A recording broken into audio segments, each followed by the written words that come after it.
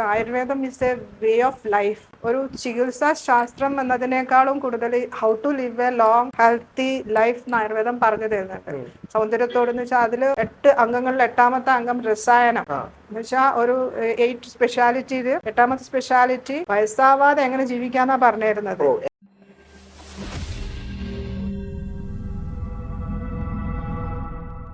യഥാർത്ഥ പ്രായത്തെക്കാളും 5 വയസ്സ് അല്ലെങ്കിൽ 10 വയസ്സ് കുറഞ്ഞു പറയുന്നത് കേൾക്കാനാണ് നമുക്ക് എല്ലാവർക്കും ആഗ്രഹം. സോ ഇന്നത്തെ പോഡ്കാസ്റ്റിൽ നമ്മുടെ ടോപ്പിക് എന്ന് പറയുന്നത് ടൈംലെസ് ബ്യൂട്ടി ത്രൂ ആയുർവേദമാണ്. നമ്മുടെ ഗസ്റ്റായി വന്നിരിക്കുന്നത് ഡോക്ടർ റീജ മനോജാണ്. Welcome ma'am, welcome to the show. So ആദ്യമായിട്ട് ഞാൻ ചോദിക്കുകയാണ്, എങ്ങനെയാണ് ആയുർവേദത്തിൽ നിന്ന് കോസ്മെറ്റിക്കിലോട്ട് മാം എത്തിപ്പെട്ടത്? എന്തുകൊണ്ടാണ് അങ്ങനെ കോസ്മെറ്റിക് ഫീൽഡ് ചൂസ് ചെയ്തത്? എല്ലാവർക്കും എപ്പോഴും യുവത്വത്തോടു കൂടി സൗന്ദര്യത്തോടു കൂടി ആരോഗ്യത്തോടു കൂടി ഇരിക്കാനാണ് ആഗ്രഹം, അല്ലേ? പണ്ടൊക്കെ നമ്മൾ ഷഷ്ടിപൂർത്തി ഭയങ്കരമായി ആഘോഷിച്ചിരുന്നു. 60 കഴിഞ്ഞ് കിട്ടിയിരുന്നു. പക്ഷെ ഇപ്പം നമ്മുടെ ആരോഗ്യ രംഗത്തിലുള്ള പല മുന്നേറ്റങ്ങളുടെയും ഭാഗമായിട്ട് നമുക്ക് ദീർഘായുസുണ്ട്. ആൾക്കാർ 85, 90 വരെ ജീവിക്കുന്നുണ്ട്.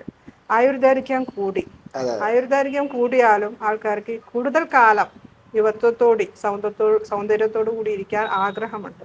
അതിനുവേണ്ടി പണ്ട് മുതലേ ഇങ്ങനെ തന്നെയായിരുന്നു. പണ്ടും മനുഷ്യരാശി ഉണ്ടായ കാലം മുതൽക്ക് തന്നെ എങ്ങായിരിക്കണം തന്നെയാണ്. സുന്ദരികളായിട്ട് എല്ലാ കാര്യം ഇരിക്കണം തന്നെയാണ്. അപ്പൊ പണ്ട് നമ്മൾ യൂസ് ചെയ്തിരുന്നത് ആയുർവേദം പോലുള്ള നാച്ചുറൽ ആയിട്ടുള്ള റിസോഴ്സസിനെ ആയിരുന്നു സൗന്ദര്യ സംരക്ഷണത്തിന് യൂസ് ചെയ്തിരുന്നത്. ഇപ്പോൾ അതിൻ്റെ ഒരു വാസ്റ്റ് ആയിട്ടുള്ള ഒരു ഏരിയ തന്നെയുണ്ട്. ആയുർവേദത്തിൽ വാസ്റ്റ് ആയിട്ടുള്ള കുറേ ചോയ്സസ് ഓഫ് ഡ്രഗ്സ് ഉണ്ട്, തെറാപ്പീസ് ഉണ്ട്. അതൊക്കെ കൂടി നമ്മൾ ലൈഫിലേക്ക് പകർത്തുകയാണെങ്കിൽ നമുക്ക് കൂടുതൽ കാലം യങ്ങായി ബ്യൂട്ടിഫുള്ളായി ഇരിക്കാൻ പറ്റും. അത് ഒരു ഇമ്പോർട്ടൻസ് കണ്ടതുകൊണ്ടാണ് ഞാൻ ആയുർവേദവും കോസ്മെറ്റോളജിയും കൂടി ജോയിൻ ചെയ്തിട്ടുള്ള ഈ ഒരു പുതിയ വെഞ്ചർ സ്റ്റാർട്ട് ചെയ്തത്.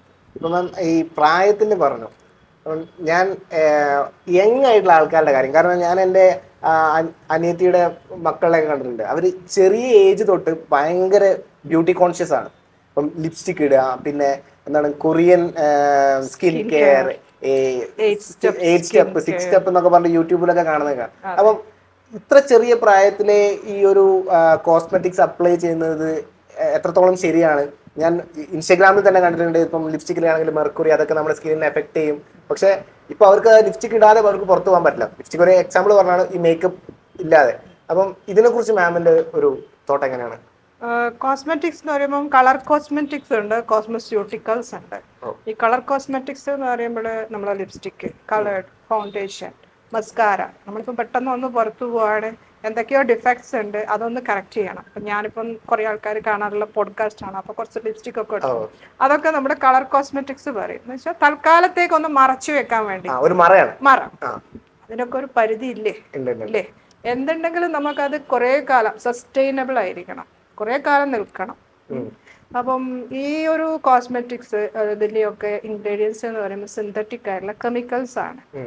അത് കളർ കോസ്മെറ്റിക്സ് എന്നല്ല, കൺവെൻഷണൽ ആയിട്ടുള്ള നമ്മുടെ മാർക്കറ്റിൽ കിടന്ന ഈ 8 step skin routine, Korean skin റൂട്ടീനിലൊക്കെ ആ ഒരു പ്രൊഡക്ട്സിൽ, ഒരു ഇതിൻ്റെ അകത്ത് ക്രീംസിലൊക്കെ മെയിനായിട്ടുള്ള ഇൻഗ്രീഡിയൻസ് എന്ന് പറയുമ്പോൾ സിന്തറ്റിക് ആയിട്ടുള്ള കെമിക്കലാണ്.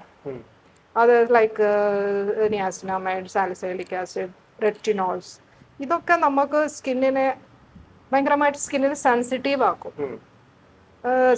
ചിലപ്പം ആ ഒരു സ്കിൻ കെയർ അതേപോലെ ചെയ്തിട്ടില്ല എന്നുണ്ടെങ്കിൽ അത് രാത്രി ചെയ്യാനുള്ളതുണ്ട്, രാവിലെ ചെയ്യാനുള്ളതുണ്ട്, സാൻഡ്വിച്ച് മെത്തേഡ് ഉണ്ട്. ഇതൊക്കെ അതേപോലെ ഫോളോ ചെയ്യാൻ പറ്റിയിട്ടില്ലെങ്കിൽ സ്കിന്നിന് അഡ്വേഴ്സ് എഫക്റ്റ് ഉണ്ടാവാം, ഫോട്ടോ സെൻസിറ്റീവ് ആക്കും. വേറെ എന്തെങ്കിലും ഒരു പ്രൊഡക്റ്റ് യൂസ് ചെയ്യുമ്പോൾ അഡ്വേഴ്സ് റിയാക്ഷൻസ് ഉണ്ടാവാം. മാത്രമല്ല യൂട്യൂബ് തുറന്നാൽ ഇത്തരത്തിലുള്ള ഒരു എന്താ പറയുക തുരുതുരാ വന്നുകൊണ്ട് നിൽക്കും. അത് നമ്മൾ ഫോളോ ചെയ്യുമ്പോൾ നമ്മുടെ ഓരോരുത്തരുടെയും സ്കിന്ന് ഓരോ വിധത്തിലാണ്, അല്ലേ? ചിലത് സെൻസിറ്റീവ് ആയിരിക്കും, ചിലത് ഡ്രൈ ആയിരിക്കും, ചിലത് ഓയിലി ആയിരിക്കും. അപ്പം എല്ലാ സ്കിന്നിനും ഈ ഒരു പ്രൊഡക്ട്സ് സ്യൂട്ട് ആവണം എന്നില്ല. അപ്പോൾ better not to go for that. കഴിയുന്നതും ഒരു ഓത്തറൈസ്ഡ് ആയിട്ടുള്ള ഒരു കൺസൾട്ട് ചെയ്ത് ഒരു പ്രാക്ടീഷണറിനെ കണ്ട് അവരുടെ നിർദ്ദേശപ്രകാരം മാത്രമാണ്. സ്കിന്ന് എന്ന് പറയുമ്പോൾ നമുക്ക് അത്രയും പ്രഷ്യസ് ആണ്, അല്ലേ? അപ്പോൾ അതിനെ മെയിൻറ്റെയിൻ ചെയ്യണം എന്നുണ്ടെങ്കിൽ ഒരു രജിസ്റ്റേർഡ് പ്രാക്ടീഷണർക്ക് പ്രിസ്ക്രിപ്ഷൻ അനുസരിച്ചിട്ട് മാത്രം ചെയ്യുക. അതൊരു കാര്യം. ചെറിയ പ്രായത്തിൽ തൊട്ട് ഇത് യൂസ് ചെയ്ത് നാളേക്ക് അവർ ഭയങ്കര സെൻസിറ്റീവ് ആയിട്ട് ഭയങ്കര മാറും. സെൻസിറ്റീവ് ആയിട്ട് മാറും എന്ന് വെച്ചാൽ നമുക്ക് നമ്മുടെ സ്കിൻ ഇപ്പം മാത്രം പോരാ, വയസ്സായാലും ഇതേ സ്കിന്ന് തന്നെ വേണം. അപ്പൊ ആ സ്കിന്നിനെ ഇപ്പോഴേ സെൻസിറ്റീവ് ആയി കഴിഞ്ഞാൽ പിന്നെ വേഗം റിങ്കിൾസ് ഒക്കെ വരാനുള്ള ചാൻസ് ഉണ്ട്. അതുകൊണ്ട് തന്നെയാണ് ആയുർവേദത്തിൽ കുറേ കാര്യങ്ങൾ പറഞ്ഞു വെച്ചിട്ടുണ്ട്. ദിനചര്യ, ഋതുചര്യ എന്ന് വെച്ചാൽ ആയുർവേദം is a way of life. ഒരു ചികിത്സാ ശാസ്ത്രം എന്നതിനേക്കാളും കൂടുതൽ how to live a long healthy life എന്ന് ആയുർവേദം പറഞ്ഞു തരുന്നുണ്ട്. സൗന്ദര്യത്തോടെന്ന് വെച്ചാൽ അതില് 8 അംഗങ്ങളിൽ 8ാമത്തെ അംഗം രസായനം എന്ന് വെച്ചാൽ ഒരു 8 സ്പെഷ്യാലിറ്റിയില് 8ാമത്തെ സ്പെഷ്യാലിറ്റി വയസ്സാവാതെ എങ്ങനെ ജീവിക്കാന്നാ പറഞ്ഞിരുന്നത്. ആന്റി ഏജിങ്ങിനെ കുറിച്ചാണ്. ആന്റി ഏജിങ് സാധനങ്ങളാണ്, അത്രയ്ക്ക് ഇമ്പോർട്ടൻസ് അതിന് കൊടുക്കുന്നുണ്ട്. പിന്നെ ഹെൽത്തി ആയിട്ടിരിക്കാനുള്ള കാര്യങ്ങൾ, ഇപ്പോൾ ഒരു ദിനചര്യ, ഋതുചര്യ. ദിനചര്യ എന്ന് പറയുമ്പോൾ ഒരു ഹെൽത്തി ആയിട്ടുള്ള ആൾ രാവിലെ എണീറ്റ് രാത്രി ഉറങ്ങുന്നത് വരെ അയാളുടെ ഹെൽത്ത് മെയിൻറ്റെയിൻ ചെയ്യാൻ വേണ്ടി എന്തൊക്കെ കാര്യങ്ങളാണ് പറഞ്ഞിരുന്നത് ദിനചര്യ. ഋതുചര്യ എന്ന് പറയുമ്പോൾ സീസണൽ റെജിമൻ. നമ്മളിപ്പം ഇപ്പൊ നല്ല ചൂടാണ്, മഴ വരും, അതിനനുസരിച്ചിട്ട് നമ്മുടെ ചര്യകളൊക്കെ ഒന്ന് മാറ്റണ്ടേ. അതാണ് ഈ കർക്കിടക ചികിത്സ അങ്ങനത്തെ. മഴക്കാലത്ത് ചെയ്യണ വേറെ ഉണ്ട്, വേനൽക്കാലത്ത് ചെയ്യുന്ന നമ്മൾ കഴിക്കേണ്ട ഭക്ഷണമാണെങ്കിലും ചെയ്യേണ്ട കാര്യങ്ങളൊക്കെ ആണെങ്കിൽ ഡിഫറെന്റ് ആണ്. അപ്പൊ ഇതൊക്കെ സീസണൽ റെജിമനും കൂടി നമ്മുടെ ലൈഫിൽ ഇൻകോർപ്പറേറ്റ് ചെയ്യുമ്പോൾ നമുക്ക് ഹെൽത്തി ആയിരിക്കും. We can live long. ഋതുചര്യ, സീസണൽ റെജിമൻ. ദിനചര്യ എന്ന് പറയുമ്പോൾ ഡെയിലി സ്കിൻ റൂട്ടീൻ. രാവിലെ എഴുന്നേക്കേണ്ട കാര്യം പറയുന്നുണ്ട്, ബ്രഹ്മമുഹൂർത്തത്തിൽ എണീക്കാനാ പറയണത്. നമ്മളെ കുട്ടികളൊന്നും ആ സമയം ഇപ്പൊ കാണാറേ ഇല്ലാതുള്ളത്. ഏകദേശം ഒരു 5:30-6 ആ ഒരു ടൈമിന്റെ അടുത്ത് വരും. ആ സമയത്ത് സൂര്യോദയത്തിന് കുറച്ച് മുന്നേ എണീക്കാനാണ് പറയുന്നത്. സൂര്യോദയം കാണലുണ്ടോ കുട്ടികളിപ്പോ ലേറ്റ് നൈറ്റ് സ്ലീപ്പ്, ലേറ്റ് ആയിട്ട് എണീക്കുക. നമ്മളടുത്ത് വരുന്ന പേഷ്യൻസിന്റെ ഒക്കെ അമ്മമാര് ഒന്ന് അവളുടെ അടുത്ത് നേരത്തെ എണീക്കാൻ പറയണേ, അവന്റെ അടുത്ത് നേരത്തെ എണീക്കാൻ പറയണേ. ആ ഒരു റൂട്ടീൻ തെറ്റുന്നത് കൊണ്ട് തന്നെ നമ്മുടെ സ്കിന്നിന് തകരാറാണെന്ന് പറഞ്ഞാൽ കുട്ടികൾ വേഗം എണീക്കിയിരിക്കും അല്ലേ. അതൊക്കെ ബാധിക്കുന്നുണ്ട്. നമ്മുടെ ശരീരത്തിന് ഒരു പ്രകൃതിയുടെ ആയിട്ടുള്ള ഒരു ഋതം ഉണ്ട്, സർക്കാഡിയൻ ഋതം. അതിനനുസരിച്ച് നമ്മളെ ബോഡിയിൽ മാറ്റങ്ങൾ വരുത്തുന്നുണ്ട്. അപ്പോൾ ആ ഒരു പ്രകൃതിയുടെ താളത്തിനനുസരിച്ച് തന്നെ നമ്മളും രാത്രി ഉറങ്ങേണ്ട സമയമാണ്, ഉറങ്ങുന്ന സമയത്ത് ഉറങ്ങുക. ആ ഉറക്കുന്ന സമയത്ത് ഉണ്ടാകേണ്ട രാത്രിയിൽ ഇരുട്ടത്ത് ഉണ്ടാവുന്ന കുറെ ഹോർമോൺസ് ഉണ്ട്, അത് ആ സമയത്തേ ഉണ്ടാവുള്ളൂ. അപ്പൊ ആ ഹോർമോൺസിന്റെ ഫംഗ്ഷൻ ചെയ്യണമെങ്കിൽ ആ സമയത്ത് നമ്മൾ ഉറങ്ങണം. പകൽ ഉറങ്ങിയാൽ ശരിയാവില്ല. എക്സെപ്ഷൻസ് ഉണ്ട് കേട്ടോ, നൈറ്റ് ഡ്യൂട്ടി ഒക്കെ ചെയ്യുന്ന ആൾക്കാർക്ക് നമുക്ക് അത് പറ്റില്ലല്ലോ. അപ്പം നമ്മളെ യങ് ജനറേഷനെ നേരത്തെ ഉറങ്ങാനും നേരത്തെ എണീക്കാനുള്ള ഒരു ശീലം എത്തിക്കാന്നുള്ളതാണ്. അപ്പൊ എണീക്കുക. പിന്നെ നമ്മുടെ സെൻസ് ഓർഗാൻസ് പറഞ്ഞല്ലോ, നമുക്ക് 5 സെൻസ് ഓർഗാൻസ് ഉണ്ട്. നമ്മൾക്ക് എത്ര പ്രായമാണെങ്കിലും ആ സെൻസ് ഓർഗാൻസ് നല്ല കാര്യക്ഷമമായി പ്രവർത്തിച്ചാലാണ് നമുക്ക് ആ പ്രായത്തെ എൻജോയ് ചെയ്യാൻ പറ്റും, ജീവിതത്തെ എൻജോയ് ചെയ്യാൻ പറ്റുള്ളൂ അല്ലേ. വയസ്സായിട്ട് ചെവി കേൾക്കില്ല, കണ്ണ് കാണില്ല എന്നൊക്കെ പറഞ്ഞാൽ ഭയങ്കര ബുദ്ധിമുട്ടല്ലേ, ഭംഗിയുടെ കാര്യമില്ല. ആ സെൻസ് ഓർഗാൻസ് ഫീൽ ചെയ്യാൻ പറ്റണം. അപ്പൊ ആ സെൻസ് ഓർഗാനെ കൂടി പെർഫെക്റ്റ് ആയി വെക്കുന്ന കാര്യങ്ങളും കൂടി ഈ ദിനചര്യയിൽ പറയുന്നുണ്ട്. ഫോർ എക്സാമ്പിൾ കണ്ണിന്റെ ആരോഗ്യത്തിന് വേണ്ടി എന്തൊക്കെ ചെയ്യണം. കണ്ണിന്റെ കാര്യം ഇപ്പൊ പറയണ്ട അല്ലേ, ഗാഡ്ജറ്റ് ഒക്കെ യൂസ് ചെയ്ത് ചെറിയ മക്കള് തന്നെ കണ്ണട വെച്ചിട്ടുള്ള ഒരു സ്ഥിതിയാണ്. അപ്പൊ കണ്ണിന്റെ ആരോഗ്യത്തിന് നമ്മൾ അഞ്ജനം എന്ന് പറഞ്ഞ മെഡിക്കേറ്റഡ് ആയിട്ടുള്ള അഞ്ജനം പറഞ്ഞൊരു സംഭവമുണ്ട്.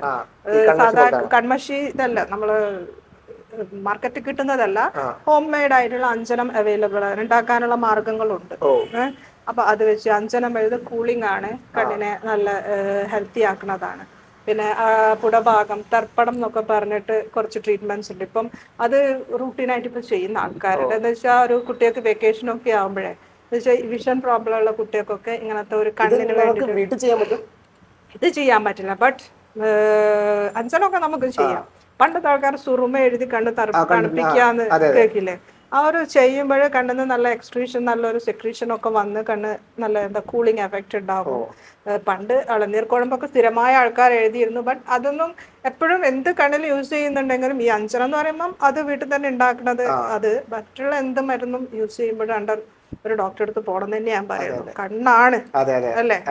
അപ്പൊ കണ്ണിന്റെ ഇതിന് വേണ്ടിയിട്ടുള്ള സംരക്ഷണത്തിന് വേണ്ടി ഇത് കണ്ണിങ്ങനെ കഴുകാനുള്ളത്, അടിച്ചു കഴുകരുത്. കയ്യിൽ വെള്ളം എടുത്തിട്ട് നമ്മളിങ്ങനെ തുറന്ന് അടക്കുക, അപ്പോൾ കണ്ണിന് നല്ലതാണ് എന്നൊക്കെയാണ്. പിന്നെ കണ്ണിന്റെ എക്സസൈസ്, ഇതൊക്കെ നമ്മുടെ കണ്ണിന് വേണ്ടതാണ്. ഇപ്പോഴത്തെ കാലത്ത് പ്രത്യേകിച്ച് ഗാഡ്ജറ്റ് യൂസ് ചെയ്ത് കുട്ടികൾ ചെറുപ്പത്തിലെ കണ്ണട വെക്കുന്ന ഒരു സമയത്ത് കണ്ണിനുള്ള ട്രീറ്റ്മെന്റ്സ് അവൈലബിൾ ആണ്. പിന്നെ പറയുന്നത് സ്കിന്നിന് വേണ്ടിയിട്ട് നമ്മൾ അഭ്യംഗം പറയും. അഭ്യംഗം എന്ന് പറയുമ്പോൾ എണ്ണ തേച്ച് കുളി. ആ ആ പണ്ട് എണ്ണ തേച്ചിട്ട് പണ്ടൊക്കെ എനിക്ക് എൻ്റെ അച്ചാച്ചനും ഒക്കെ ഇങ്ങനെ എണ്ണ തേച്ചിരിക്കുന്നതൊക്കെ ഞാൻ കണ്ടിട്ടുണ്ട്. നമ്മളെ മക്കളൊക്കെ നമ്മൾ പറഞ്ഞിട്ട് ചെയ്യുന്നുണ്ട്. മറ്റുള്ള കുട്ടികളൊക്കെ എണ്ണ തലയിൽ വരെ എണ്ണ തേക്കാറില്ല. അയ്യോ തലയിൽ ഞാൻ എണ്ണ തേക്കും മുടിയൊക്കെ പറ്റി പിടിക്കുന്നൊക്കെ പറയും. പക്ഷെ എണ്ണ എന്ന് പറയുമ്പോൾ ഏതെണ്ണ മാം? ഏറ്റവും നല്ലത് നമ്മുടെ എള്ളെണ്ണ, എള്ളെണ്ണ, ആട്ടിയ എള്ളെണ്ണ. പക്ഷെ ഇപ്പോഴത്തെ എള്ളെണ്ണയിൽ എത്രത്തോളം ഉണ്ട് എന്ന് ഇനി നമുക്ക് പറയാൻ പറ്റില്ല. ക്വാളിറ്റിന്റെ ബട്ട് നമ്മുടെ കാലാവസ്ഥയിൽ കോക്കനട്ട് ഓയിൽ നല്ല വെളിച്ചെണ്ണയും നല്ലതാണ്. മാർക്കറ്റിൽ കിട്ടുന്നതല്ല, നല്ല ആട്ടിയ വെളിച്ചെണ്ണ ഉണ്ടെങ്കിൽ അത് ബെറ്ററാണ്. ഇനി ഓരോരോ കണ്ടീഷൻസ് അനുസരിച്ചിട്ട് ഇപ്പം നമ്മൾ ആയുർവേദത്തിൽ ലോട്ട് ഓഫ് എണ്ണയോഗങ്ങളുണ്ട്. ദാനന്തരം, പിന്നെ സ്കിന്നിന് പറ്റിയ നാൽപ്പാമരാതി, കുങ്കുമാതി, ഇതൊക്കെ ഓരോ കണ്ടീഷൻ അനുസരിച്ചിട്ട്. കുങ്കുമാതി ശരീരം മുഴുവൻ തേക്കാൻ പറ്റില്ല, എന്ന് വെച്ചാൽ മുഖത്ത് മാത്രം വെളുപ്പിക്കാനുള്ളതാണ് കേട്ടോ, ഭയങ്കര കോസ്റ്റ്ലിയാണ്. ദാനന്തരം തൈലം, പലാശുഗന്ധരി തൈലം, ഇങ്ങനെ പല എണ്ണകളുണ്ട്, ക്ഷീരബല. അതൊക്കെ ഓരോ കണ്ടീഷൻ അനുസരിച്ചിട്ട് നമുക്ക് വേദനകളൊക്കെ ഉണ്ടെങ്കിൽ അത് യൂസ് ചെയ്യാം. ഈ എണ്ണ തേച്ച് കുളിക്കാൻ നമുക്ക് ഡെയിലി ചെയ്യണം എന്നാ പറയുന്നത്. അഭ്യംഗമാചരേ നിത്യം, നിത്യം ദിവസം. അഭ്യംഗമാചരേ നിത്യം സ ജരാ ശ്രമ വാദഹ എന്നാ പറയുന്നത്. എന്നുവെച്ചാൽ ദിവസം എണ്ണ തേച്ച് കുളിഞ്ഞാൽ ജര പറഞ്ഞാൽ പ്രായം ഉണ്ടാവില്ല, ജരയെ അകറ്റും, വാർദ്ധക്യത്തെ അകറ്റും. ശ്രമം എന്ന് പറഞ്ഞാൽ ക്ഷീണം, ക്ഷീണം ഉണ്ടാവില്ല, എപ്പോഴും എനർജറ്റിക് ആയിരിക്കും. വാദഹ എന്ന് പറയുമ്പോൾ വേദനകൾ, പല വാദസംബന്ധമായ വേദനകളും ഉണ്ടാവില്ല. ഇതൊക്കെയാണ് പറഞ്ഞിരിക്കുന്നത്. അത് ശിരശ്രവണ പാദേശു, ശിരസ് ജസ്റ്റ് മൂർധാവിൽ ഒരു കുറച്ച് തൊട്ട് വെക്കുക. ശ്രവണം ചെവി, ചെവിയിൽ ഉള്ളിലേക്ക് ഒഴിക്കാനല്ല പറയുന്നത്, ജസ്റ്റ് തൊട്ട് ഇവിടെ ഒന്ന് ഇങ്ങനെ മസാജ് ചെയ്യാനാ പറയുന്നത്. ധാരാളം നെർവ് എൻഡിങ്സ് ഉള്ള ഭാഗമാണ് ഈ ഭാഗമൊക്കെ, ചെവി. അപ്പോൾ ഇതിനെയൊക്കെ അത് ഇതാക്കുമ്പോൾ നമ്മുടെ ചെവിയുടെ ഇന്റേണൽ ആയിട്ടുള്ള ഒരു ഓഡിറ്ററി കനാലിനെയും ഒന്ന് ഇതാക്കും. അതേപോലെ അതുമായിട്ടുള്ള നെർവ് എൻഡിങ്സിനെയൊക്കെ കറക്റ്റ് ചെയ്ത് ചെവി കേൾവി ശക്തിയെ നിലനിർത്തുന്നാണ് പറയുന്നത്. പിന്നെ പാദേശു, രണ്ട് ഉള്ളം കാലിലും ധാരാളം നെർവ് എൻഡിങ്സ് ഉള്ള, നമ്മുടെ ബ്രെയിനുമായിട്ട് വളരെ റിലേറ്റഡ് ആയിട്ടുള്ള പുതിയ പഠനങ്ങളൊക്കെ കണ്ടുപിടിച്ചിരിക്കുന്നത് ഉള്ളംകാലും ബ്രെയിനിലും ഏകദേശം നല്ലൊരു സംഭവങ്ങളുണ്ട്, റിലേഷൻഷിപ്പ് ഉണ്ട് എന്നാണ്.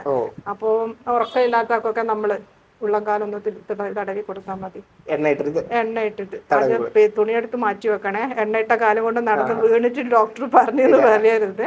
ഉള്ളംകാലൊന്ന് മസാജ്, നമ്മളവിടെ ട്രീറ്റ്മെന്റ്സ് ഫുഡ് മസാജിനായിട്ട് ആൾക്കാർ, ഉറക്കമില്ലാത്ത ആൾക്കാർ, ഒരു 2 മിനിറ്റ് നമ്മൾ ആരെങ്കിലും കാലപാദം ഒന്ന് തടവി കൊടുമ്പോഴേക്കാണ് ഉറങ്ങും. അത്രക്കും സൂത്തിങ് ആണ്.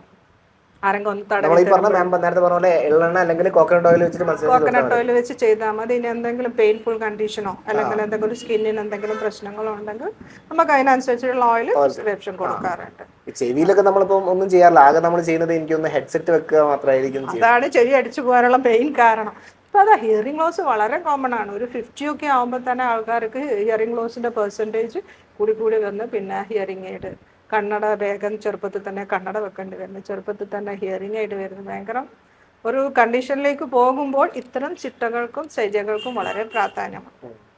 പിന്നെ നസ്യം പറയുന്നുണ്ട്, ദിവസം മൂക്കിൽ എണ്ണ ഒറ്റിക്കാൻ പറയുന്നുണ്ട്. ദാറ്റ് ഓൾസോ നമ്മളൊരു മൂക്കിന്റെ കോക്കനട്ട് ഓയിൽ അല്ല, ഒരു എണ്ണയാ പറയുന്നത്, എണ്ണയോർ ഘീ. ബട്ട് അത് പ്രതിമർശ നസ്യം എന്നാ പറയാ. ഒരു 2 നുള്ളി മൂക്കിലേക്ക് ഇട്ട് അങ്ങനെ വലിച്ചു കയറ്റുക. ഈ ഒരു മ്യൂക്കസും ഈ ഒരു ഭാഗത്തുള്ള സൈനസ്, നമ്മുടെ മൂക്കും അതുമായിട്ട് ബന്ധപ്പെട്ട ശ്വസന സംബന്ധമായ ഭാഗങ്ങളുടെ ഒരു സംരക്ഷണത്തിനാണ് ഇത് പറയുന്നത്. നല്ലോണം ഇങ്ങനെ വലിച്ച് കാർക്കിച്ച് തുപ്പുക. ഇത് ഗീ എങ്ങനെയാ മാം?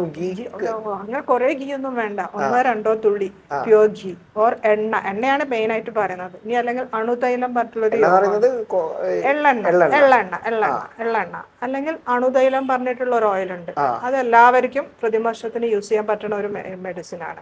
അത് ജസ്റ്റ് 2 തുള്ളി എടുത്ത് അങ്ങനെ വലിക്കുക, 2 മൂക്കിലേക്ക് വലിക്കുക, കാർക്കിച്ച് തുപ്പുക. ശരിക്കും ഈ നസ്യം പറഞ്ഞ ഒരു പ്രൊസീജിയർ എന്ന് പറയുമ്പോൾ നമ്മുടെ ബ്രെയിൻ ഉത്തേജിപ്പിക്കണം എന്ന് വെച്ചാൽ ഇവിടെ നിന്നുള്ള നെർവ് എൻഡിങ്സ്, നമ്മുടെ ഹൈപ്പോതാലാമോ പിറ്റ്യൂട്ടറി ആക്സിസ് ഉണ്ട്, അതിനെ വരെ ഉത്തേജിപ്പിക്കാൻ കഴിവുണ്ട് എന്നാണ് പറയുന്നത്.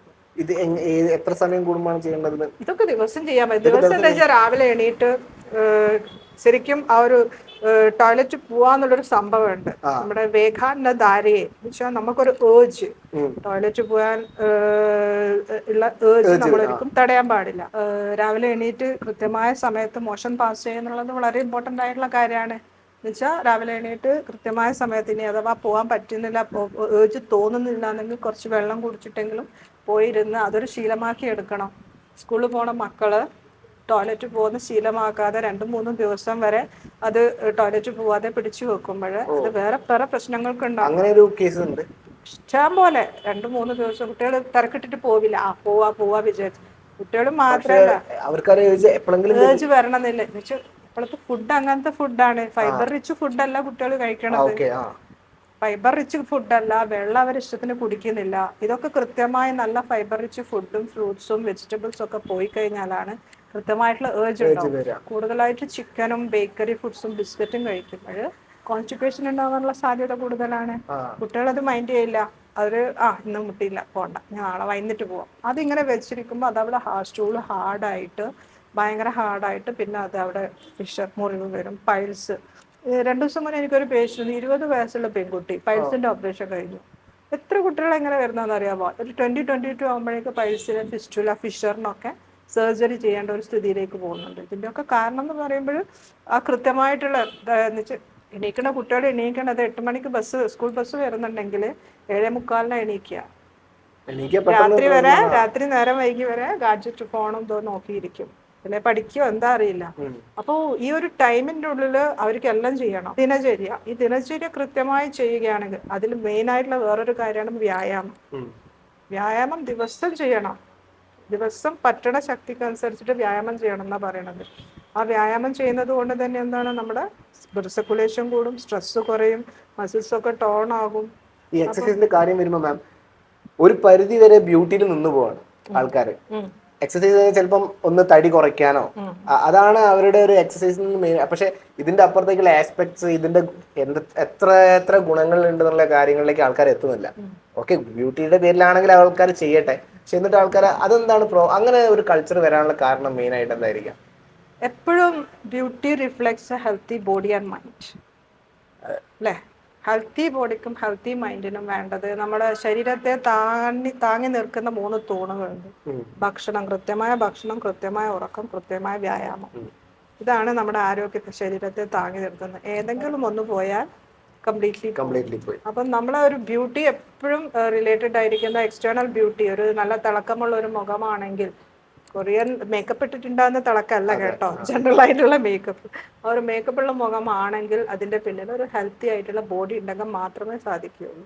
പക്ഷെ ആൾക്കാർ ഫസ്റ്റ് സ്റ്റേജിൽ നിന്ന് പോവാണ്. ഈസി പ്രോസസ് നോക്കിയിട്ട് ഇപ്പൊ എന്താ, ആൾക്കാർ എങ്ങനെയെങ്കിലും ബ്യൂട്ടി ആർട്ടിഫിഷ്യലായി ഉണ്ടാക്കാൻ വേണ്ടി ഇൻസ്റ്റന്റ് ആയിട്ട് അപ്പം വല്ലാതെ മേക്കപ്പിന് ആർട്ടിസ്റ്റ് ചെയ്യുന്നത് ഒക്കെ മറക്കുക. പക്ഷെ ഈ മേക്കപ്പ് പ്രൊഡക്ട്സിന്റെ അതെല്ലാം സംഗതികൾ എന്താണെന്ന് നോക്കി കഴിഞ്ഞു കഴിഞ്ഞാൽ, ഇപ്പം മേക്കപ്പ് ഒരു ഫൗണ്ടേഷനൊക്കെ ഇടുമ്പോഴത് ജസ്റ്റ് ഇങ്ങനെ ടാപ്പ് ചെയ്ത് ഇങ്ങനെ പിടിപ്പിക്കുകയാണ്. കുറേ നേരം പിടിപ്പിച്ചിട്ടാണ് അതവിടെ ഇങ്ങനെ നിൽക്കുന്നത്. അതിനെ സെറ്റ് ചെയ്യാൻ വേണ്ടി ഒരു കെമിക്കൽ. ഇതൊക്കെ ചെയ്യുമ്പോൾ നമുക്ക് താൽക്കാലികമായിട്ടുള്ള ബ്യൂട്ടി ഉണ്ടാവും, പക്ഷെ അത് റിമൂവ് ചെയ്യാൻ പ്രത്യേകം ശ്രദ്ധിക്കണം. അതിന് മേക്കപ്പ് കഴിഞ്ഞ് കഴിഞ്ഞാൽ അതിനുശേഷം നാച്ചുറൽ ആയിട്ടുള്ള ഒരു സ്കിൻ കെയർ കൊടുക്കുകയാണെങ്കിൽ that will be the better. Skin care means ഇപ്പോൾ നമ്മുടെ ബോഡിയിൽ ഏറ്റവും വലിയ ഓർഗൻ തന്നെ സ്കിൻ ആണല്ലോ. സോ അത്രയും സെൻസിറ്റീവ് ആയിരിക്കും. ഇത് കെമിക്കൽ ഉണ്ടെങ്കിൽ കംപ്ലീറ്റ് അബ്സോർബ്. അതെ, നമ്മുടെ സ്കിന്നിന് എപ്പോഴും നാച്ചുറൽ ആയിട്ടുള്ള സാധനത്തിനോട് ഭയങ്കര ഇഷ്ടമാണ്. അതാണ് എനിക്ക് നാച്ചുറലായി മതിയെന്ന് സ്കിന്ന് പറഞ്ഞുകൊണ്ട് നിൽക്കുമ്പോഴാണ് നമ്മൾ ഓൾറെഡി നമുക്ക് നമ്മുടെ സ്കിന്നും നമ്മുടെ സറൗണ്ടിങ്ങും എത്ര പൊള്യൂട്ടഡ് ആണ്. ഇതിനൊക്കെ പൊരുതിയിട്ട് സ്കിന്ന് നമ്മളിങ്ങനെ പ്രൊട്ടക്ട് ചെയ്തുകൊണ്ട് നിൽക്കുകയാണ്. ആ സ്കിന്നിനെ നമ്മൾ ഒന്ന് പ്രൊട്ടക്ട് ചെയ്യണമെന്നുണ്ടെങ്കിൽ നാച്ചുറൽ ആയിട്ടുള്ള സാധനങ്ങൾ, ഇൻഗ്രീഡിയൻസ് വെച്ച് ചെയ്യുമ്പോഴാണ് സ്കിന്നിന് ഇഷ്ടം. അല്ലെങ്കിൽ സ്കിന്നിന് പിന്നെയും അതിങ്ങനെ എന്താ പറയാ, വിഷമിപ്പിച്ചുകൊണ്ട് നിൽക്കുകയാണ് സ്കിൻ. നമ്മൾ ശരിക്കും ഇൻസ്റ്റന്റ് ബ്യൂട്ടി നോക്കുമ്പോൾ നമ്മളെ ഇന്റേണൽ ഹെൽത്ത് ആണ് നമ്മൾ എൻഡ് ഓഫ് ദി ഡേ. അതെ, ഇൻസ്റ്റന്റ് ബ്യൂട്ടി അല്ല വേണ്ടത്, അത് ലോങ് ലാസ്റ്റിംഗ് ബ്യൂട്ടി ആവണം എന്നുണ്ടെങ്കിൽ അലോങ് വിത്ത് ദാറ്റ് നല്ല ഫുഡ്, നമ്മുടെ ലൈഫ് സ്റ്റൈൽ നല്ല രീതിയിൽ വെക്കണം. നല്ല ഭക്ഷണം, കൃത്യമായ സമയത്തുള്ള ഭക്ഷണം, ഉറക്കം, സ്ട്രെസ് ഒഴിവാക്കുക, വ്യായാമം. മാം, ഇപ്പം മാമിന്റെ ക്ലിനിക്കിൽ വരുന്ന ആളുകൾക്ക് ഇപ്പം ഈ ഒരു പ്രോസസ്, കുറെ കോസ്മെറ്റിക് പ്രോസസ് കാര്യങ്ങൾ ചെയ്യുന്നുണ്ട്. അപ്പൊ അതിന്റെ കൂടെ മാം ഡയറ്റ് കൊടുക്കാറുണ്ടോ? അല്ലെങ്കിൽ അതെ, നമ്മൾ ഇപ്പം എൻ്റെ അടുത്ത് എന്തെങ്കിലും ഒരു ഹെയർ പ്രോബ്ലം, സ്കിൻ പ്രോബ്ലം ആയിട്ട് വരുമ്പോൾ, ഇപ്പം മുഖക്കുരു ആയിട്ട് ഒരാൾ വരികയാണെങ്കിൽ, അപ്പോൾ മുഖക്കുരുവിന് പല അണ്ടർലൈങ് കോസസ് ഉണ്ടാവാം. ന്യൂട്രി കോസ്മെറ്റിക്സ് എന്ന് പറഞ്ഞ ഒരു സംഭവം എന്നുവെച്ചാൽ നമ്മളെ കോസ്മെറ്റിക്സ് സൗന്ദര്യം ഉണ്ടാക്കാൻ എക്സ്റ്റേണൽ ആയിട്ടുള്ള കോസ്മെസ്യൂട്ടിക്കൽസ് മാത്രം പോരാ, ഉള്ളിലേക്ക് എത്തുന്ന കാര്യങ്ങളിലും ശ്രദ്ധ വേണം. എന്നുവെച്ചാൽ ഹെൽത്തി ബോഡി ആയിരിക്കണം എന്നുണ്ടെങ്കിൽ നമ്മുടെ നല്ല ന്യൂട്രീഷ്യസ് ആയിട്ടുള്ള ആ ഒരു ബ്യൂട്ടീനെ, ആൻറ്റി ഏജിങ്ങിന് ഹെൽപ്പ് ചെയ്യുന്ന വിധത്തിലുള്ള ന്യൂട്രീഷ്യസ് ആയിട്ടുള്ള ഫുഡ് വേണം. അപ്പോൾ നമ്മൾ അതിനനുസരിച്ചിട്ടുള്ള ഡയറ്റ് പറഞ്ഞു കൊടുക്കും. ഇപ്പോൾ ഹെയർ ഫോൾ ഉണ്ടെങ്കിൽ ആ ഹെയർ ഫോളിൻ്റെ ഒന്ന് ബ്ലഡ് പിക്ചറൊക്കെ നോക്കി ചിലപ്പം അനീമിയ രക്തക്കുറവാണെങ്കിൽ, അയേണിൻ്റെ കുറവാണെങ്കിൽ, ഇനി വൈറ്റമിൻ ഡിയുടെ കുറവാണെങ്കിൽ, പൊട്ടാസ്യത്തിൻ്റെ കാൽസ്യത്തിൻ്റെ കുറവാണെങ്കിൽ, പ്രോട്ടീൻ്റെ കുറവാണെങ്കിൽ, അതൊക്കെ കറക്റ്റ് ചെയ്യാൻ പറ്റുന്ന വിധത്തിലുള്ള ഒരു ഡയറ്റ് പറഞ്ഞു കൊടുക്കും. ഡയറ്റ് കൂടി പ്രോപ്പർ ആയാൽ മാത്രമേ അതെ അല്ലാതെ നമ്മൾ പുറമെ എന്ത് തേച്ചിട്ടും ഉറച്ചിട്ടും. നേരത്തെ മാം പറഞ്ഞ ഈ പില്ലേഴ്സ് ഓക്കെ ആയിരിക്കണം, അതായത് എക്സസൈസ് വേണം, ഡയറ്റ് വേണം, പിന്നെ റെസ്റ്റ് ഇമ്പോർട്ടൻ്റ് ആണ്. ഉറക്കമാണ് മെയിൻ. നമ്മുടെ ഇപ്പോഴത്തെ ഒരു സാഹചര്യത്തിൽ ആ സമയം തെറ്റിയുള്ള ഭക്ഷണം, നമ്മൾ രാവിലെ കഴിക്കേണ്ടത് ഉച്ചക്ക് കഴിക്കും, ഉച്ചക്ക് കഴിക്കേണ്ട രാത്രി കഴിക്കും, രാത്രി കഴിക്കേണ്ട പാതിരാത്രി കഴിക്കും.